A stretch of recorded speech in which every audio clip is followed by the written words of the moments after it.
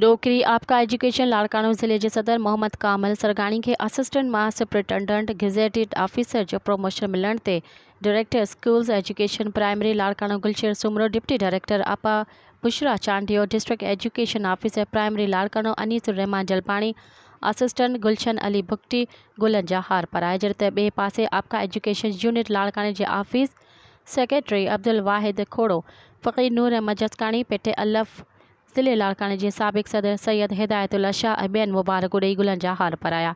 इन मौके ते आपका एजुकेशन लाड़कानो ज़िले के सदर मोहम्मद कामिल सरगाणी के असिस्टेंट मां सुपरिटेंडेंट गेजेटेड ऑफिसर आयल मेहमानन जो शुक्रिया अदा कयो।